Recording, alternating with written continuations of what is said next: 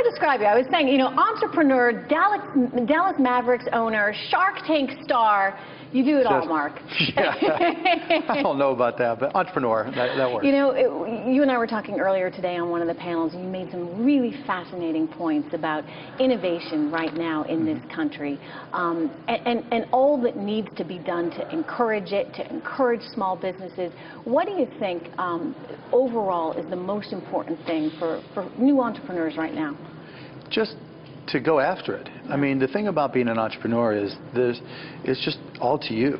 You know, a lot of people like to make excuses. I don't have connections, I don't have money, I don't have this, but, you know, if you find something that you like to do or love to do, be great at it and see if you can turn it into a business. In worst case, you're going to have fun doing what it is you love to do. In best case, you can turn it into a business. I'm just not big on excuses. I just think if everybody has that opportunity to go for it. They just got to do it. Well, you know, a lot of people say it's hard to get a loan right now if you're a small business owner or you're trying to come up with an idea. How do you get the capital to start that business? Well, first of all, if you're starting a business and you take out a loan, you're a moron. Right, because there's so many uncertainties involved with starting a business, yet the one certainty that you'll have to have is paying back your loan.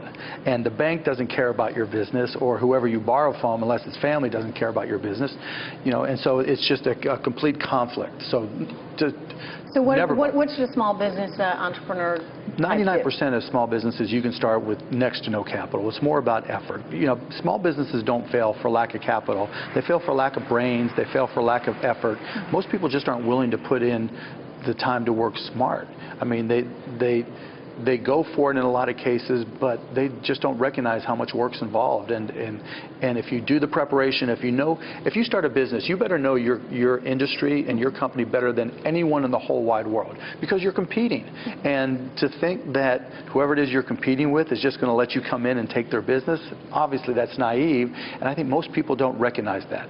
If you're going to compete with me in one of my businesses, you better realize that I'm working 24 hours a day to kick your ass. You know, a lot of companies right now are holding on to their money. They're holding on to cash. Maybe they're doing some share buybacks, but in general, they're not putting their capital to work right now. How and when does that start to change?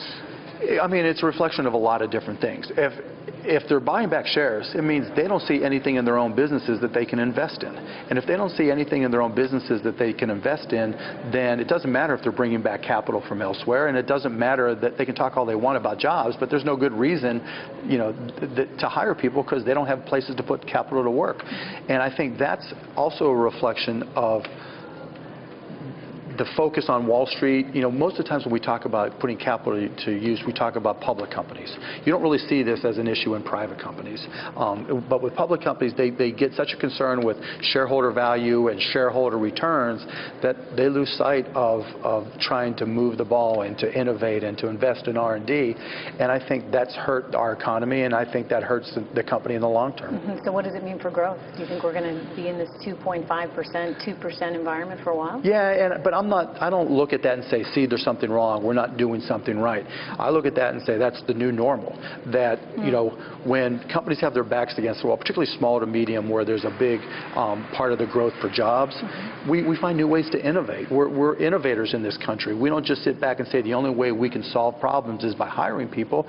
We go out there and you hire smarter kids, you hire smarter people to write software, to put things in the cloud, to find new solutions. And so we're turning into an economy that is bifurcated. There's those people who write and control and define the software, and then there's those people who work for the software. Well, you're someone who's gone out and started a lot of businesses, including your own network. CBS has just purchased a minority stake in your network. What do you think? What is their intention to do with that? Do you think there's a chance they might buy out the whole thing? Who knows? But I think they're recognizing that, you know, the reason we took a network, HDNet, which was the first all high-definition TV network, grew it, and then 2 years ago I recognized that being HD obviously is not enough.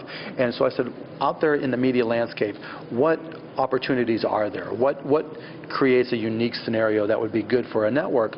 And if you look at what's happening with social media, in particular real-time social media, it's very obvious, and you guys know as well as anybody, real-time social media drives real-time viewing on TV, and live events on TV drive social media. It's a very symbiotic relationship. And so with Access TV, we had been doing live events as HDNet, and we just amplified that. So we, from concerts all over the globe to live interview shows to live, fights, whatever type of event that we can do live, we want to do. Live is what people will tune in for? Live is what differentiates television from the internet.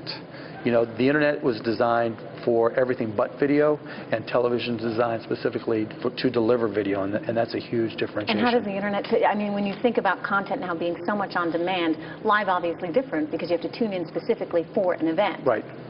But, when Gangnam Style video, right. 1 billion people watch it. You couldn't find any two people who watched it and talked about it at the same time. It's just completely different. By the time you watch it on YouTube, you've already missed it.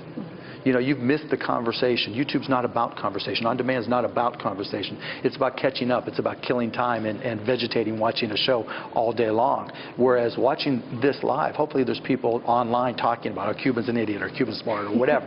Trish knows her stuff, or whatever it may be. But that's a holistic conversation that happens in real time that creates a unique experience.